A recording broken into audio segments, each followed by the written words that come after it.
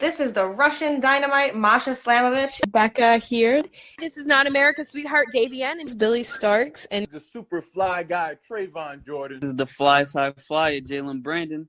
Hardcore Princess, Jules Malone. Hi there, this is the Bubblegum Princess, Alexia Nicole. This is the Brazilian Wonder Woman, Christy James. This is the baddest black belt, Chennai Kai. This is Kid Bandit. The smash hit Joel Bateman. This is Robin Renegade. Cody Hawk. Brutal Bob Evans. And you are listening to Wrestling with Entertainment, one of my favorite podcasts in the whole wide world. This is Mr. Mustache, Jonathan Monroe, and you are listening to Wrestling with Entertainment. Hello, and welcome to the show where it's Wrestling with Entertainment, the only audio experience on the web today, the trusted choice for interviewing all your favorite wrestlers every Tuesday and Wednesday, and YouTube and Castbox, sponsored by Rogue Energy and Player One Coffee. And of course your host, James J. And it's a great day for wrestling, because we are wrestling with God's gift, Mr. Mustache, Jonathan Monroe. Hey, thanks, buddy. Good to be here. Great to have you on as well. Can you tell us where we can find you upcoming and on your social media? Yeah, so I'm mostly based out of Idaho. I do a little bit of work in Utah. Currently wrestle for Idaho Wrestle Club and Devotion Championship Wrestling there in Salt Lake. And you can find me on Facebook and Instagram just under either God's Gift or Mr. Mustache, Jonathan Monroe on both of those. Perfect. Merchandise? Yeah, you can hit me up a direct message, or I do have some shirts and some beanies, hats, and things of that sort up on Dark Apparel. You can find that online. Perfect. And you don't have to go looking for it. All of the links to his social media and merchandise will be in the description of the video below, but on YouTube and Castbox. Perfect. Alright, you mentioned it. You work for Idaho Wrestle Club. Can you tell us about your relationship with the company? Yeah, so I've been, I started with them back in 2017, and been with them pretty much ever since. And then a couple years later, I branched out, and I've done some work for Devotion Championship Wrestling, like I said, in Salt Lake, and also been on with Game Changer Wrestling. I did a pay-per-view for them last year in August, and yeah, looking forward to any other opportunities I can take advantage of too. So I'm open to go pretty much wherever. I mean, let's talk about Game Changer. Obviously, one of the bigger independent promotions out there. What was the experience like wrestling there? It was great. That was mainly through Devotion. They had put on or collaborated with Game Changer, and we had an opportunity to be a part of, I had an opportunity to be a part of an 8-man tag. So it was real short, but, it was great being able to be there and just to see how a company on a bigger scale runs things. And so that was a neat experience to be a part of. Are there major differences between local independents and how Game Changer is run? I mean, just more from the technology standpoint. I mean, it was the pay-per-view was streamed, and so that was completely different than anything I'm used to, especially on an independent level. I gotcha. Well, correct me if I'm wrong, but you're currently looking for the Potato State title, no? Yes, correct. And so by the time this airs, so it looks like I'm going to be challenging for that title here January 3rd in Caldwell, Idaho. And I'll be wrestling Jeffrey Allen. You've been seeking this title for quite some time now. I take advantage of any opportunity that I have, and it's been a long time since I've challenged for that title. Most of last year and into this year, I was going for the Wrestle Club heavyweight title. And so that's where my primary focus has been. I got you. And if you were to capture this title on the dirt, this would be, correct me if I'm wrong, your first ever singles title, no? Yep, you're correct. Yep, you're the first one. So I've held the tag titles, but never have had a singles title. What would that moment mean to you to capture your first singles championship, especially for your own promotion? Man, that would mean so much to me because I've been with these guys since, like I said, 2017, and just to see where I've come in that amount of time, I mean, would mean the world to me. I've seen guys that have been there shorter times than I have been, that have won titles, and it's always kind of set with me. I'm trying to think the words. Hasn't set well with me. I've had the opportunity, and probably since about this summer, I've really focused on what I've needed to work on so that I could be elevated to that next level. And I was able to get this opportunity through a Fatal 4-Way, and that was a pretty big, I guess, step for me to be able to overcome, 3 of the top stars in Wrestle Club and be able to earn an opportunity for this Potato State Championship. Oh yeah, it does seem like when you started with the handlebar mustache, you kind of started meaning a bit more business. Would I be right in saying that? Yeah, no, it's kind of funny. So I had the whole handlebar thing just kind of fell in my lap. I had previously tried it years and years ago, probably like 10 or 15 years ago, and I was part of my wife is a dance teacher, and Christmas time they put on the Nutcracker, and they were trying to make it more of a period piece, and I thought, well, handlebar mustache would fit right in with that. And so I had only grown out the sides, and if you see my picture online, I have the whole steampunk thing going with the goggles, and have a really cool leather jacket that I wear to the ring. And between that and my wrestling outfit, fans started calling me Dr. Eggman, kind of like Sonic. And so I thought, you know what, I'm going to lean into it, and I started growing it out, and sometimes it's a blessing, other times it's a curse. But I haven't had a bad hair day in years up until I started growing this thing out. So, but it's been fun. So I get probably compliments on it or some sort of comment probably 2 or 3 times a day. So it's been fun. You said a blessing and a curse. What are the curses of having a handlebar mustache? The curse is if I don't have enough wax in it, then it gets all over the place. And I'm kind of perfectionist, and so if I even have a couple hairs out of place, it will drive me bonkers the entire day. But between eating and kissing my wife is probably the 2 biggest pains in the butts. So I love kissing my wife, but boy, the hair just likes to get in the way.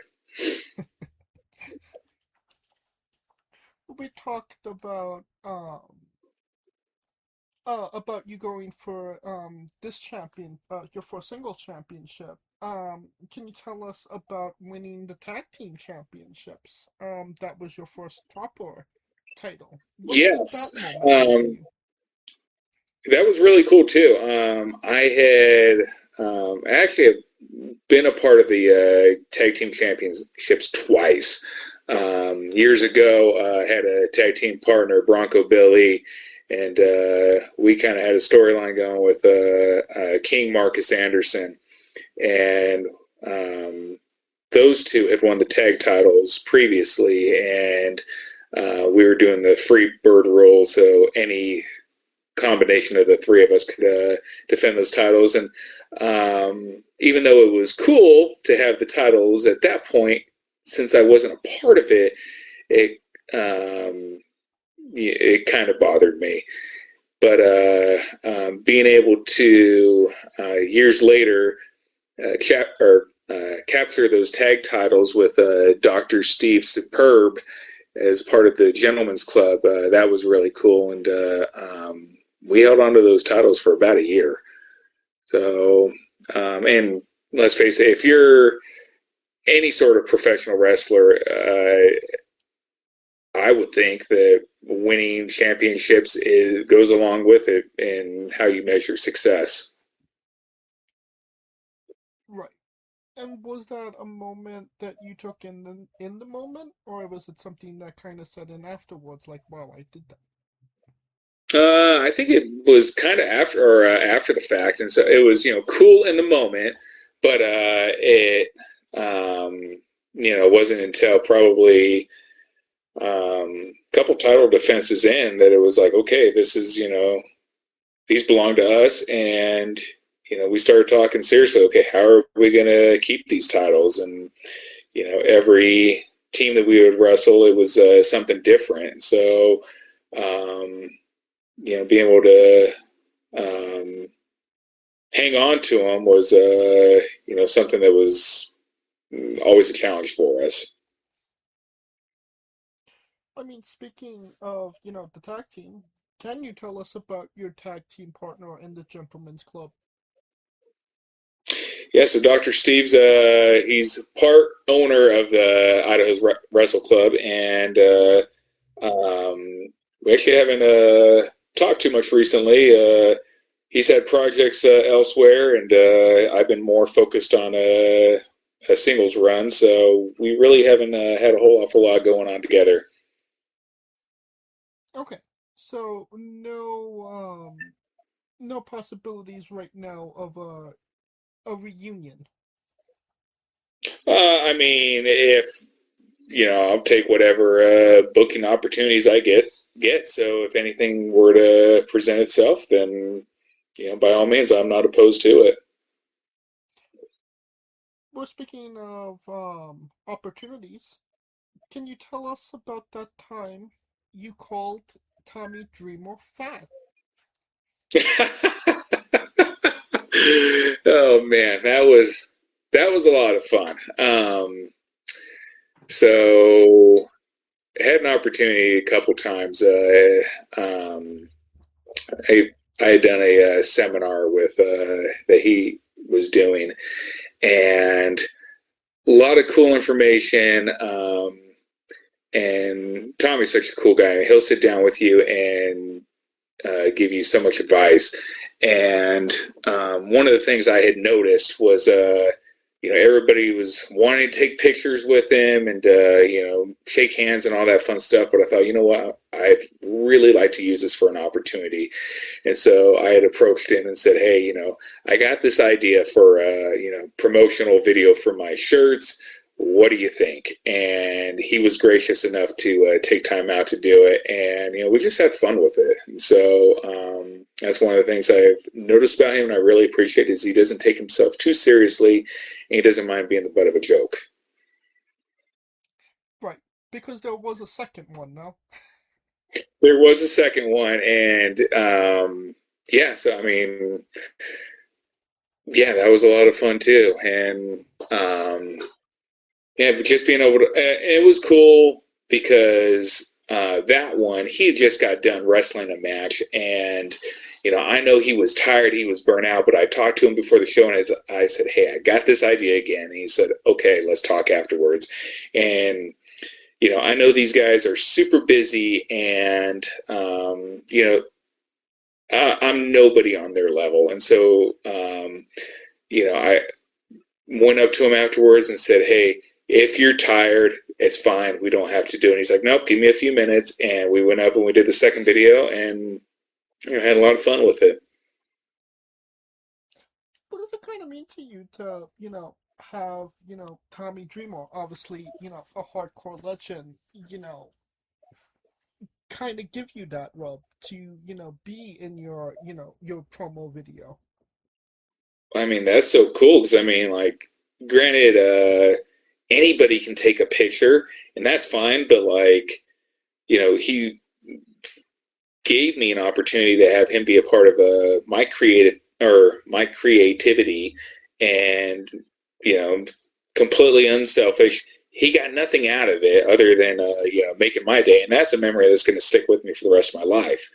And when I got into wrestling in 2017, that's not anything that I ever even envisioned that I'd be able to do. And I hope I'm not stealing any of your thunder, but I also was able to do the same thing with Eric Bischoff, and that was a really cool experience. Any of the professionals that have been on the levels that those guys have been on, just to be able to give back, give time out of their day to, help out with a silly little promo video, it's great. That's awesome. What was it like with Eric? Eric was real cool. That was, I can't remember I think he was my first one that I had done. And I remember just being scared to death to even approach him about it. And I had had a couple conversations with him before. Nothing about, doing videos or anything like that. But, I consider it a big deal because, I've had times where I've gone to wrestling shows and, I've asked for an autograph or a picture, and I won't say who. The talent was rude. They didn't want to do it, and that just really kind of took the wind out of my sails. And so, what's that? I could definitely understand that. Oh, for sure. And I try to, granted, we don't know what's going on in people's day-to-day lives, and so, try to give a little bit of grace. And so, I try not to hold it against people, but it's hard, when that's you're probably one opportunity you're ever going to see these particular talents, and you get that response. It's like, ugh, it just totally sucks. And so, going back with Eric Bischoff, I was scared to death to even ask him about it because, like I said, I'm some, in his world, no-name wrestler he's never heard of, and probably isn't going to hear from me again. And, it's, like I said, a special opportunity for me, not only to share in their creativity and to have a little bit of fun, but it's a memory I'm going to have for the rest of my life. And it's something I think that's better than a picture. So, that's, yeah. Excuse me. I would definitely agree with that as well. Yeah. Well, speaking of pictures, could you tell us about the Gabrielle Garcia is a Jerk Florida tour? Yeah, so I had been storyline on that was Gabriel Garcia. At that point, I think he was Gabriel Livings, so he's the son of Outlaw Rusty Livings, and I was feuding with feuding with Outlaw at that point, and managed to convince Gabriel that I was a much better mentor for him. And we had done probably a good 6 months worth of work together, and Gabriel turned on me, and I ended up, or in fact, he cost me the heavyweight title here in Wrestle Club. And right before we had a show back in probably mid-May, I think is when it was, but I had taken my family down to Disney World, and at that point, I had Gabrielle's mask, and I thought, you know what, I'm going to have a little bit of fun with it because Gabriel was supposed to go on that trip with me, but well, obviously, bad timing on his part. But yeah, I had fun with that mask, and I took it all over Disney World and all over Universal Studios and to, some of the beaches down there in Florida, and use the time to show him what he was missing out on. A true wrestler's mentality. How can I use family time to further my rivalry? Yeah, I mean, well, nobody's gonna promote promote us except for ourselves, and so might as well. And I thought, you know what better opportunity than not everybody gets to use Disney World or Universal Studios as a backdrop, so why not take advantage of it? I mean, just out of curiosity, like when you want to take those pictures, obviously your family is around you. I mean, what is your Yes. wife thinking about that? What is she saying? She's such a good sport. I mean, she really, just the fact that she's put up with me living out my dream as long as she has been amazing to me. And so, because most of the time when I do any sort of traveling, I'm not getting paid other than what I do in merchandise sales. And so, between me being gone, plus I work, all week long, and then I get home and, well, hey babe, I got a show down in Utah, or hey babe, I got the show over here in Idaho that I have to be gone all day for. And she's extremely understanding, and I think as long as I'm giving her my full attention when I am present, then she's good with it. And the second that it gets out of control, and luckily that hasn't happened yet, but I do appreciate my family time when I get it. Now, you did get the opportunity to wrestle James Ellsworth. What was that? Yes. What was that experience like? Yeah, that was pretty cool.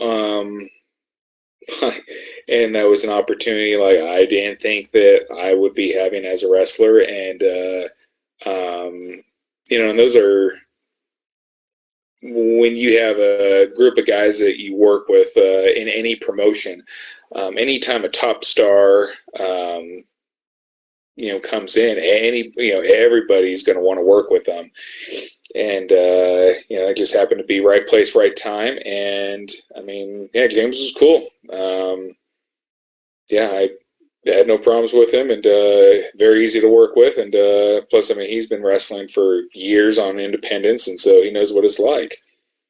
But yeah, it was we didn't come out on top, me and Dr. Steve, but still a fun experience.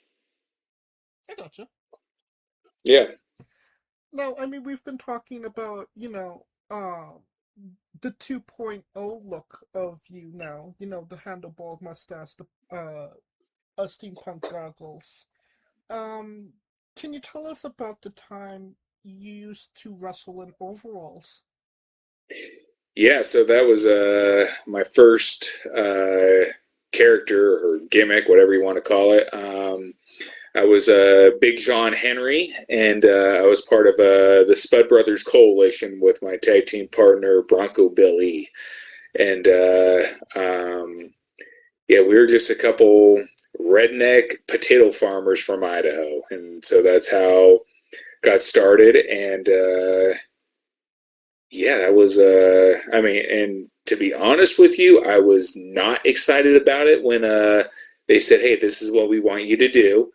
But I thought, well, I'm going to, take something I don't like, and I'm going to make the best of it, and I'm going to have fun with it, and end up having a lot of fun with it. So, there's a lot of things I can't do, but boy, as soon as I get my redneck on, I can really talk and have a lot of fun with it. And, for me, that was pretty cool. And over time, it got to be more fun for me. So, is it difficult wrestling in overalls compared to traditional ring gear? Well, see, that's all I ever knew. was overalls, and I haven't been the most comfortable with my body. I have I don't know if I want to say high standard, but I have an expectation of myself. And yeah, I go to the gym, 2 or 3 times a week. But at that point in time, my body was nothing that I was really wanted to show off. And so for me, being able to have the overalls and the t-shirt and all that stuff and be pretty much fully covered up made it more of a safe thing for me in my head. And like anything, whether it was like the overalls, t-shirts, or later on with the jeans and the rolled up dress shirts, I made sure that I can move around in them good, because the last thing you want is to be halfway through a match and have your pants split. And luckily I never hit that point, but yeah. Okay. I think it's time for Jonathan's Bizarre Adventure. You're a pro wrestler that goes up and down the roads, and weird, crazy, and bizarre things are bound to happen. Can you tell us a road story that fits that description?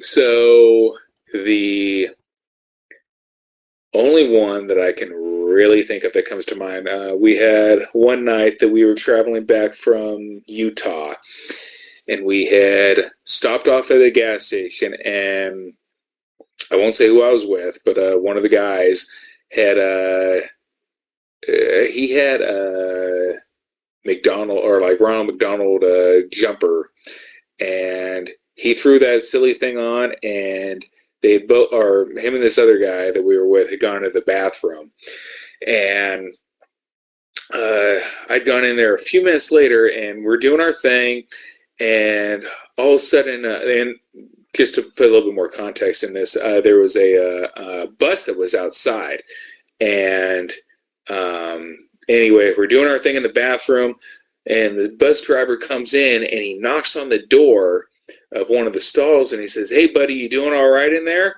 And we kind of stop what we're doing. We're looking, and there's no response from whoever's in the stall. And so he, the bus driver goes out, gets one of the clerks. They come back in, and they had opened up the door, and this guy had OD'd on the toilet. Oh and God. yeah, they open up the door, and I'm thinking, okay, we're in freaking Utah of all places, and Utah has a stigma, and I'm not expecting to see some guy, tied off with a needle in his arm in a bathroom stall, in the middle of Utah.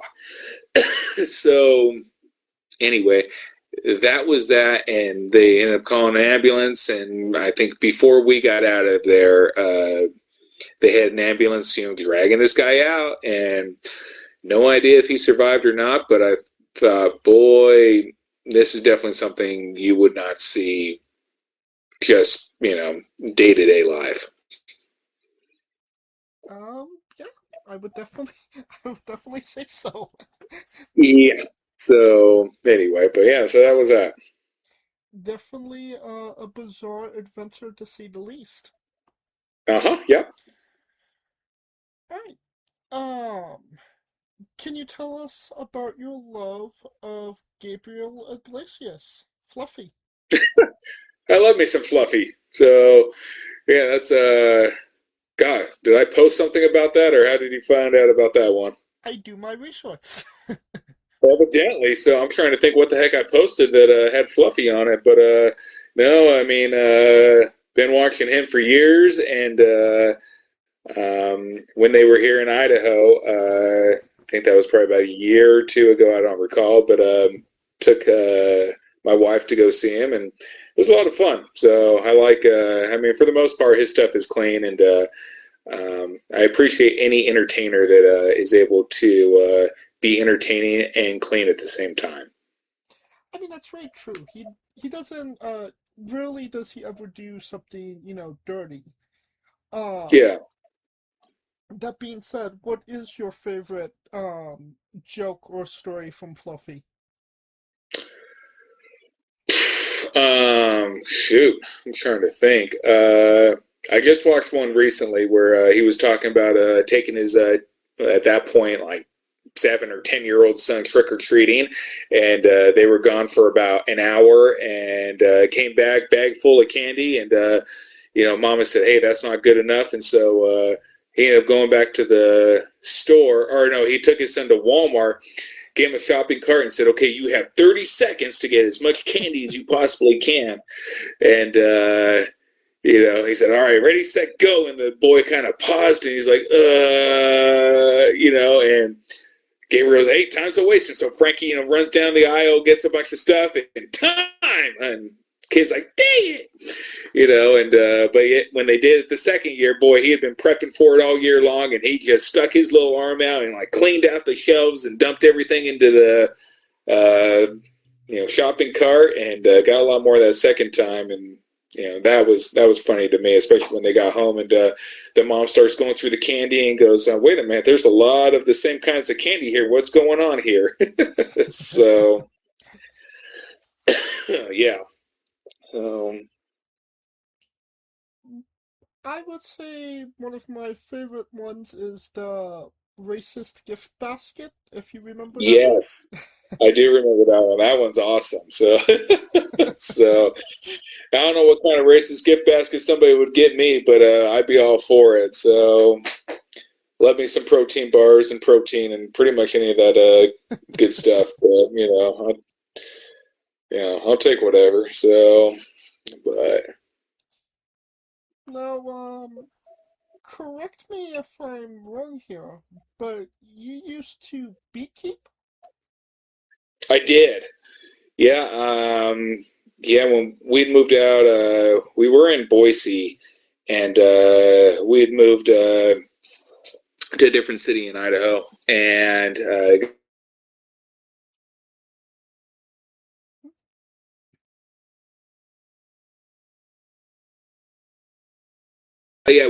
we moved from Boise. We got a bigger piece of property, and at that point, I had been going on YouTube, and I can't remember how I found the video, but I saw beekeeping, and I thought, well, that'd be kind of something that'd be interesting to do. And so I ended up doing it, and I had probably done it for a good probably 3 or 4 years. And I mean, I got stung a couple times, but I ended up getting stung real bad. And like this one swarm that I had caught, they were not a happy group of bees. And I mean, if you know anything about bees, you have your queen, and the queen controls everything in that hive. And so if it's a happy queen, all the worker bees are going to be happy. If it's a mad queen, then you got a big problem. And just to give you an idea of what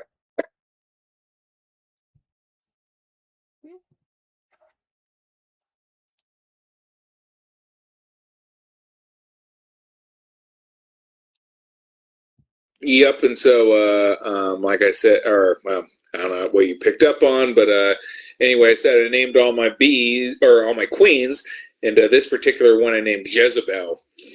And so if that tells you anything about Jezebel, then yeah, or if you know anything about that name, it's typically not a good one. So, but yeah, she was nasty, and I remember the first time I had, when I caught that particular swarm, I probably got stung like. I think 8 times, and worst experience I had had. And but the more I got stung, and the more allergic I got to it, and so it got so bad to the point. I mean, it almost looked like have you ever seen Eddie Murphy and the Nutty Professor? Yeah. When he would go back and forth between Sherman Klump and Buddy Love, that's about how it looked. And so, like, my face would swell up, and it just looked awful. And I thought, boy, I'm about 1 EpiPen away from having to go to the hospital. And I thought, nah, I think I'm done with that. So that was I think I gave up beekeeping probably about a year ago. So Well, obviously, the disadvantages of doing beekeeping. What were some of the good parts of beekeeping? I mean, the good part of it was,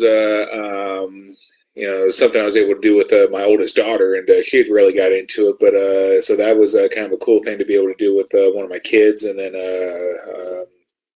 the successful times that we were able to harvest honey from them, that was great. So having your own fresh local honey was, it was cool. I can't imagine that doesn't taste delicious. Oh man, it was awesome. So, have to restrain myself from having a spoonful after spoonful, but I mean, I'd probably be 400 or 500 pounds if I just let myself go. So, I think it's time for the colossal question. Let's say they're making a movie about you. Every movie has a soundtrack. What would be the first 3 songs on your movie soundtrack? oh man, God, you caught me off guard. Probably be something would be some sort of classic rock, and I only say that just because I'm a big fan of the Guardians of the Galaxy franchise, and so I because of that I really got into classic rock, and not any particular singer or but I mean heck, any of those songs from those movies are have been great. So I like them. I also like Real Big Fish is another one that comes to mind. And so that was a band that was one of my favorite bands in high school. And it was quite a bit different than, I mean, ska music is different than classic rock, but, I got a pretty wide array of music that I like. Okay, so we have classic rock, ska, one more? I mean, heck, I even like opera music, and so opera, classical music. I like Elvis. I like heavy metal. I like rock. I mean, yeah. So, I'm pretty well rounded. Okay, so definitely getting James Gunn to direct the music part of everything, at least. Sure. Yeah. Right. Now that we have, the soundtrack done, everybody knows you get the soundtrack first, then you write the script, and then you go to casting. Who plays Okay. you? And you can't say yourself because you are obligated to make a Stan Lee-esque cameo. Yeah, I don't think I'd really. I mean, yeah, I think I'd be okay with acting, but definitely not.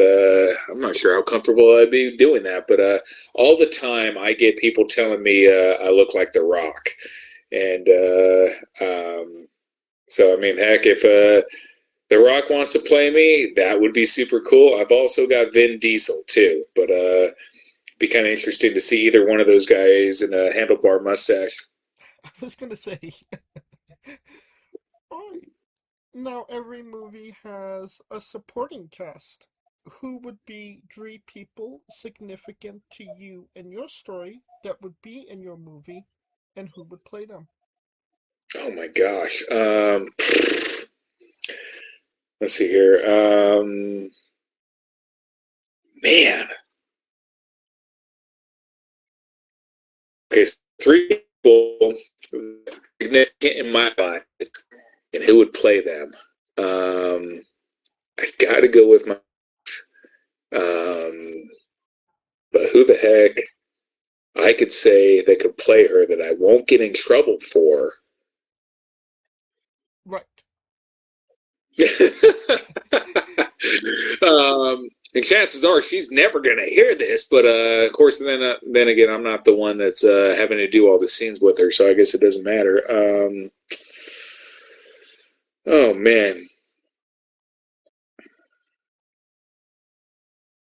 God, I feel kind of boring. I should be able to come up with somebody off the top of my head. Who would play my wife? Well, I mean, it is a minefield of a question. You want to get somebody that your wife will approve of as well. Right. Man, I'm gonna have to take a rain check on that. Mine went blank on that, man. So We can come back to it. all right, We got two more. two more. Well, you brought up Fluffy earlier, and man, he'd be funny to have in a movie. I just trying to think of which one of my crazy friends would play him.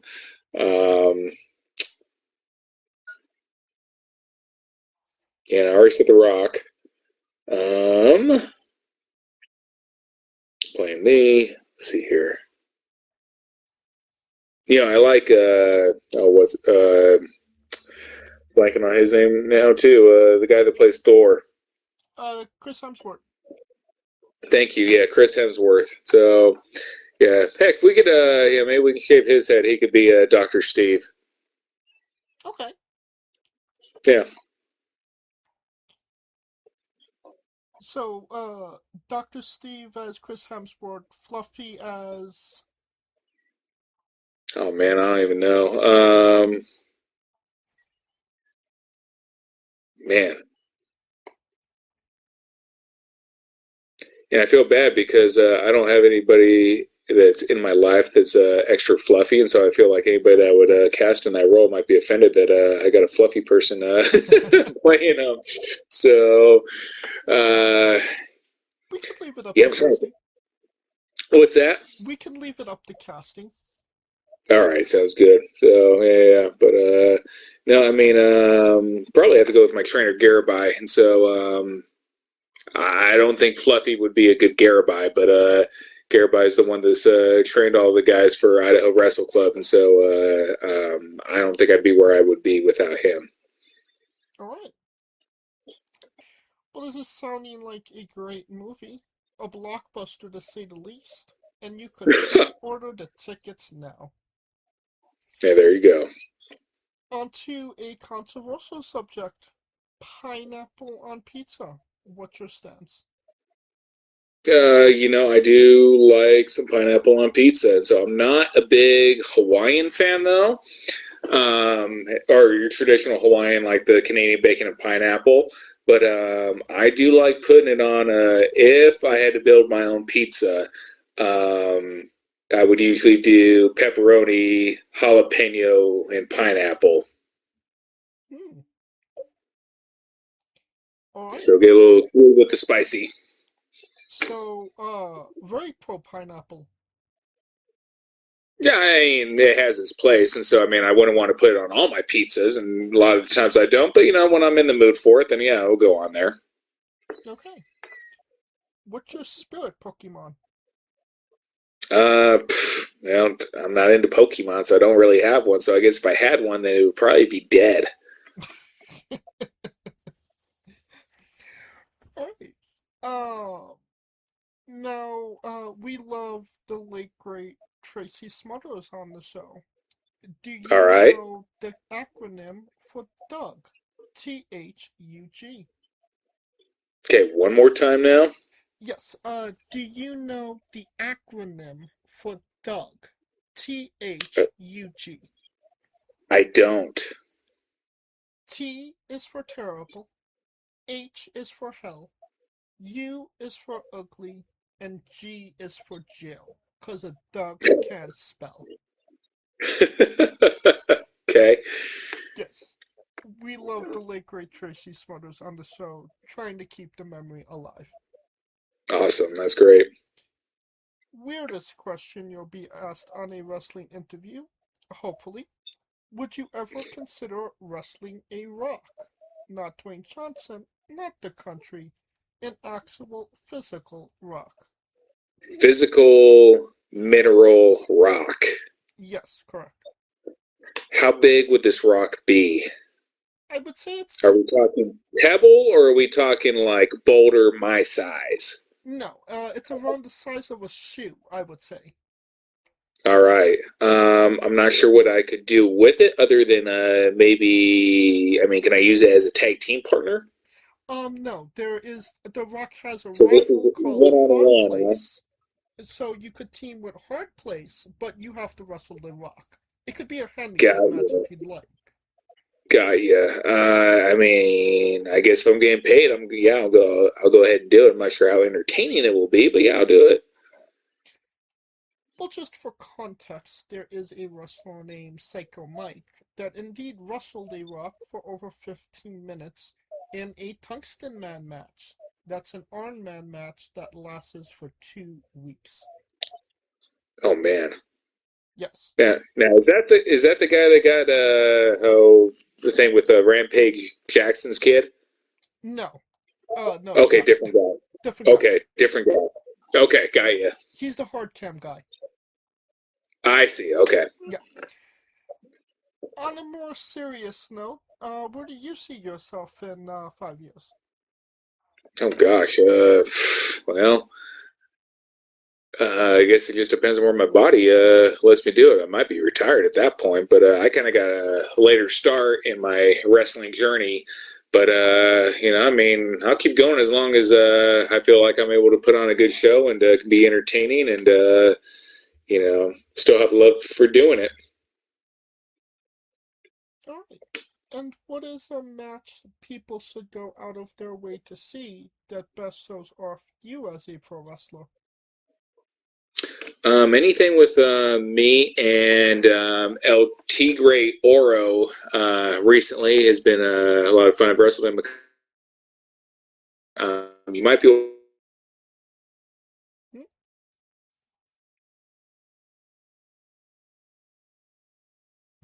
Yeah, El Tigre Oro.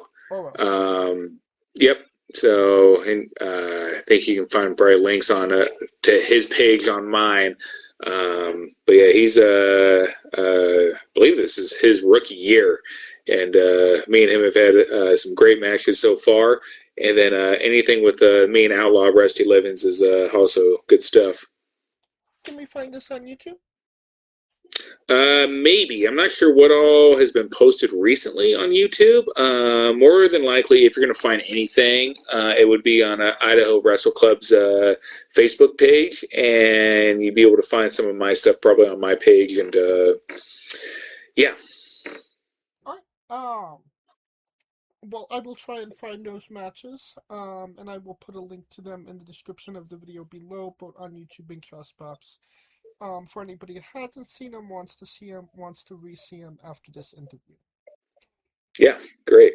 And since we are nearing the conclusion of this interview, we are wrestling with the 8 questions of doom.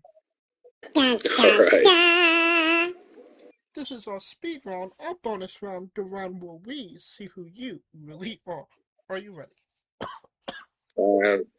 Ready as I'm going to get. Excluding yourself, greatest wrestler of all time. Shawn Michaels. Worst wrestler. Goldberg. I will accept that answer.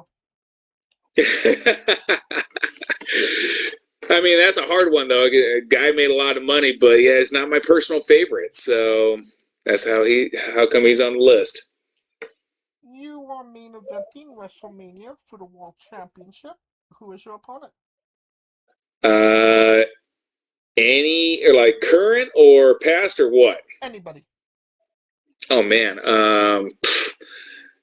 Gotta go Shawn Michaels. If you could come out to anyone's entrance music, past or present, who would it be?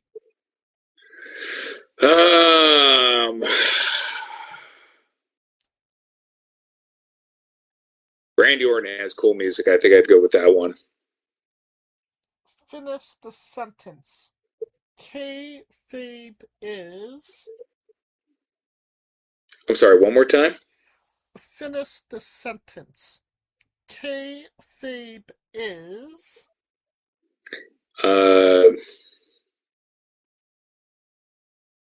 alive and well. We would have also accepted tastes great on toast. All right. Squash. Vegetable or fruit?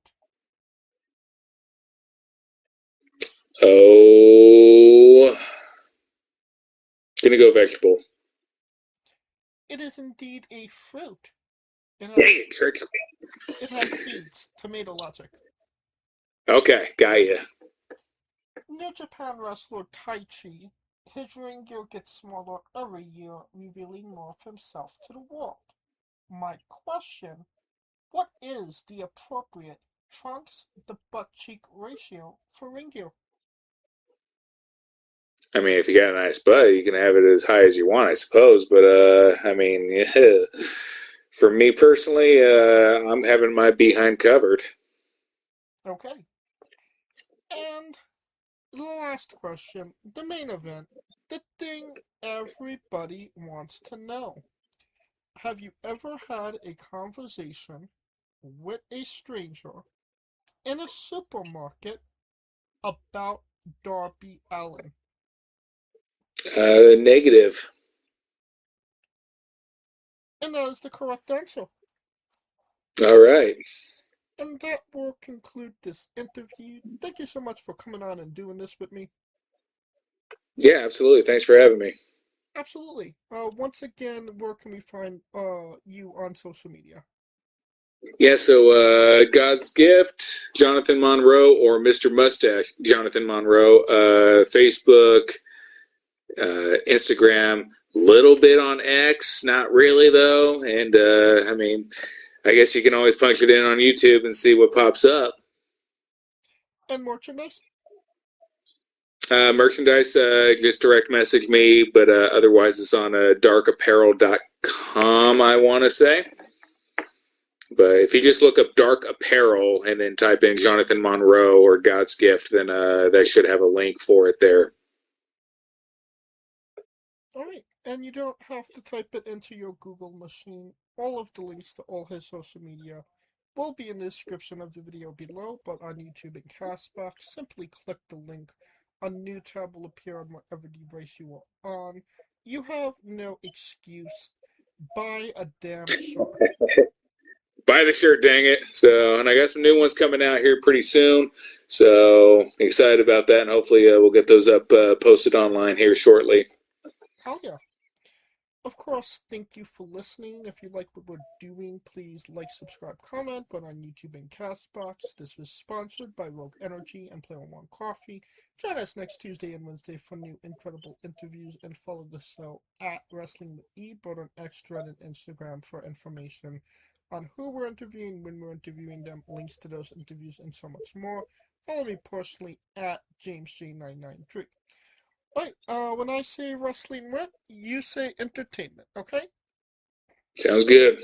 For our special guest, Jonathan Monroe, Coleco Yacht, Scooter Dust, I'm James J, and this has been Wrestling Wit Entertainment. Hey, folks, this is the Colossal Mike Law, and you are listening to Wrestling with Entertainment. Enjoy the show. Support these guys. We appreciate it very much. We'll see you at ringside.